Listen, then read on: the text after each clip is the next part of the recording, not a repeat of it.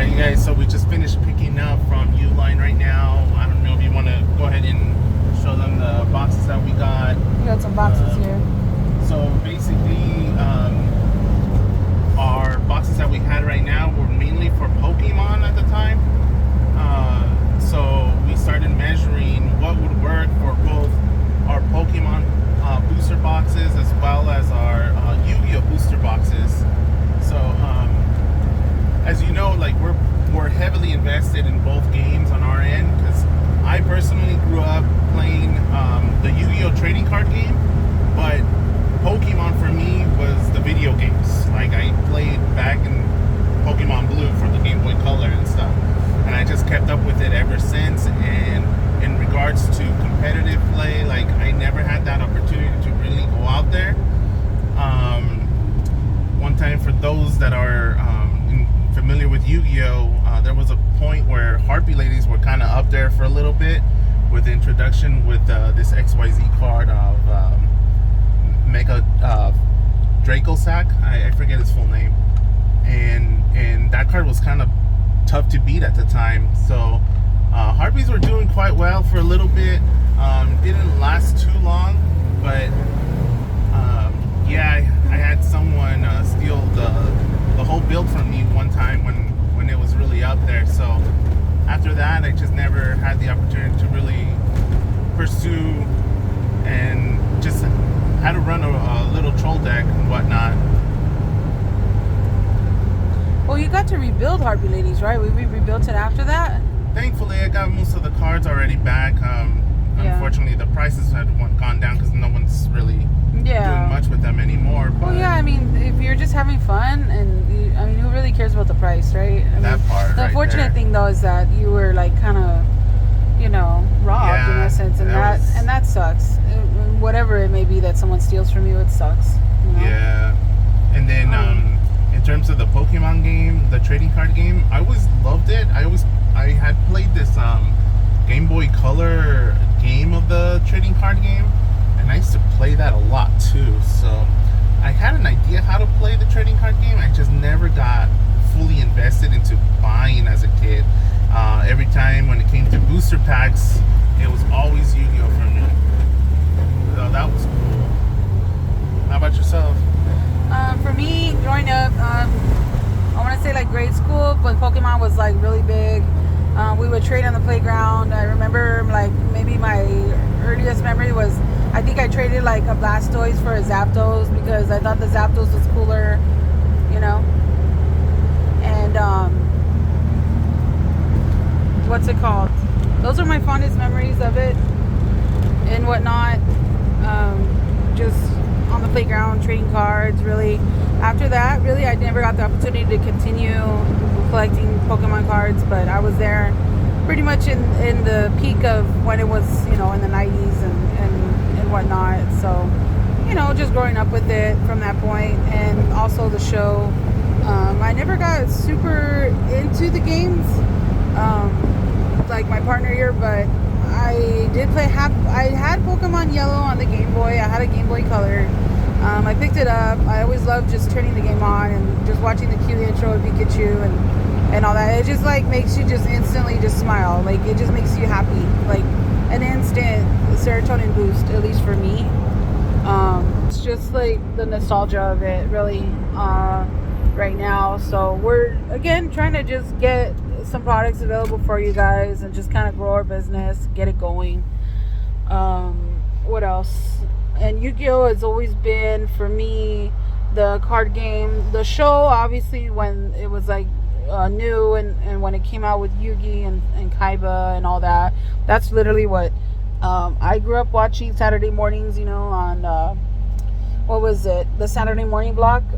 Was it for kids or no? Kids, I think they kind of, it was like WB. Yeah, WB Kids or something like that. So watching that for me was like our Saturday mornings, and the Yu-Gi-Oh had the show, so it was just big, and then the cards, and all that.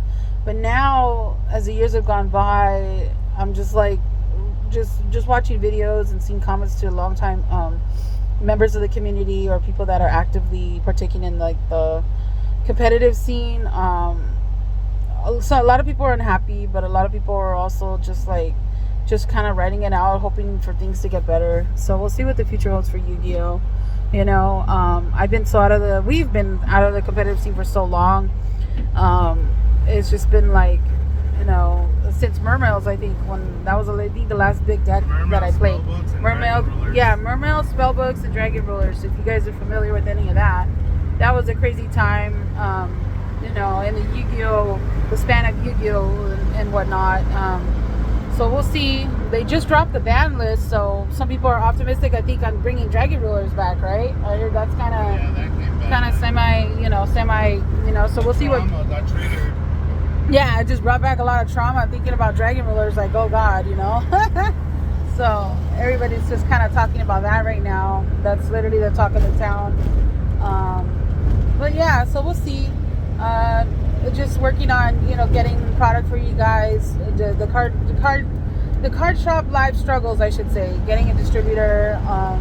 You know, we have one right now, but I mean, we're just trying to look and see what's out there. Expand our net, so to speak, to see of people that we could get, you know, product for you guys, and seeing how it goes. Really, it's just getting the ball rolling and trying to solidify, in essence, the business. You know, just trying to find our niche too as well, because I mean, I know there's probably a lot of card shops out there, and a lot of people more established than us, but personally I don't see it as a how to explain it, like a hindrance, so to speak, but like no, not like a put down, like, oh, there's somebody better than me, so why even try. You know, this has been something that you know, myself and my partner here have been trying to get going off the ground for some years. Unfortunately, we've kind of missed the COVID wave, you know, and whatnot. So it's like, I kind of feel like a little, like, kind of bummed, like we missed out, you know, like we could have flourished during that time, where I'm hearing these guys, like, that have been doing this for like maybe 3, 4, or 5 years plus, and they got to ride that wave. They got to reap the benefits of what COVID was, and you know, collectibles, and how everything just boomed. You know, people buying things, and, you know, that don't really, you shouldn't know us or anything. We basically don't come from any money, so literally we're the ones that are doing 9 to 5 and trying to build this from the ground up. Literally from our bootstraps, you know. Yeah. And we actually started selling in TCG Player back in 2017. Like, our first sale started there, but we never had any capital to fully bring it to life at the time. And so it just takes a lot of time and years, and it's out of something, because this is like our hobby. This is like our little passion that we had since we were kids. So doing this would be amazing for us, you know. And right now for us, like, we got all these boxes, and we found our wholesaler and everything, but we're also struggling a little bit to meet ends meet too, because we're trying to kind of like promote ourselves a little bit, and we don't mind that, because we need to, you know, show everyone that we know what we're doing, and what we're trying to do is best of our customers at the end of the day. So we want to really show that to everybody. I hope those that have already purchased from us, you guys are seeing that as you're opening your packages, how neatly they are packed and safe, more importantly, because these Yulin boxes, they really withstand like 200 pounds of force. And the least that I would ever want, if I ever purchase from anybody, is that I get my package and it's all crushed. So a little bit more investment, but for security purposes, why not, you know? Should I have anything right there? No, yeah, so far, you know, so that's been kind of a little idea about what we're going through, what we're experiencing, just to share with you guys the inside of what it is to, you know, post-COVID, I should say, to get a card shop off the ground. Right now, there's a lot of challenges. You know, a lot of people have already kind of, again, in essence, ridden that wave. And now Japan is really gatekeeping all of their stuff. So it's like trying to find our way in a world that's already been made a little bit harder. You know, that's, to me, it's just like, it's a little discouraging, but I'm not gonna let it, in essence, stop us from what we're trying to achieve here. You know, it just makes things a little bit harder now, because again, everybody's already, in essence, bought out all the Pokemon. So now it was, for a time, from Japan, things were like by a lottery. You know, like where you weren't even guaranteed to get anything. That's how bad it got. But at least now, on the website, you're able to buy some products, but even then, it's still limited to like 1 or 2 boxes, and that's all you can get. They literally like gatekeeping everything. It's just crazy. So now it's like, okay, do we go through like a secondary seller? You know, so I'm just like trying to find a way. We are just trying to find a way to maneuver things and how to get products and how to provide stuff for you guys and for our website, and just to get everything going and established. So those are my 2 cents. That's how I feel about it. We're still trying.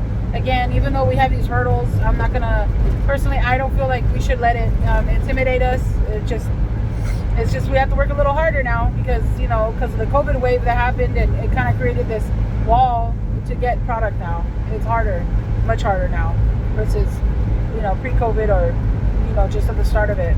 So that's just literally where we're at. Let alone even working with distributors. You know, now they're not so open to online sellers, like big time distributors, you know. So that's another hurdle that we're gonna have to face as a business, and seeing how we can go about growing in that direction. So there's that as well. Anything else you want to add for our viewers and whatnot? I think you guys get a good idea of what we're kind of going through as she was explaining. Thank you guys for watching. Right now we're actually going to go ahead head towards UPS to drop off from the people that just currently order from us. Again, thank you for all that support.